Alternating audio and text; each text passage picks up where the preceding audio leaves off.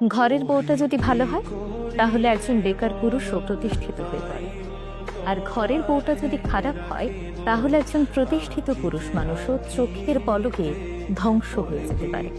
হ্যাঁ, ছেলেদের জন্য বউটা আসলেই ম্যাটার করে।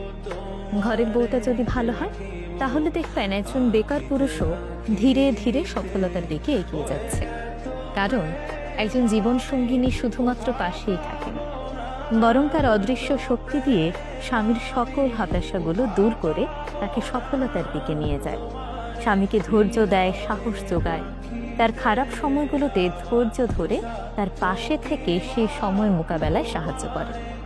ফলে ছেলেরা ভেতর থেকে অন্যরকম একটি শক্তি অনুভব করে, আর এই শক্তি তাকে ঠেলে সফলতার দিকে নিয়ে যায়। অপরদিকে ঘরের বউটি যদি চরিত্রের দিক থেকে খারাপ হয়, নেতিবাচক মনোভাবের হয়, তাহলে একজন প্রতিষ্ঠিত পুরুষও ভেতর থেকে ভেঙে পড়ে। প্রতিনিয়ত সন্দেহ, অবিশ্বাস, হতাশা এই জিনিসগুলো তাকে ভেতর থেকে দুর্বল করে দেয়। ফলে তিনি ধীরে ধীরে তার কর্মস্পৃহা হারিয়ে থাকেন এবং জীবনযুদ্ধে অনেকটাই পিছিয়ে পড়ে। তাই ছেলেদের জীবনে স্ত্রী আসলেই ম্যাটার করে, কারণ স্ত্রী শুধু একজন সঙ্গীই নন, তার চলার পথে সাহসের উৎস কিংবা ধ্বংসের কারণ। একটি সম্পর্কের সৌন্দর্য তখনই ফুটে ওঠে যখন একজন আরেকজনের শক্তি হন। তাই বিয়ে শুধুমাত্র সামাজিক দায়িত্ব নয়, বিয়ে জীবনের সবচেয়ে গুরুত্বপূর্ণ সিদ্ধান্ত।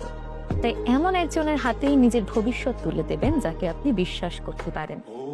এমন একজনকেই বেছে নেবেন যার কাছে আপনার স্বপ্নটা তার স্বপ্নের মতোই গুরুত্বপূর্ণ।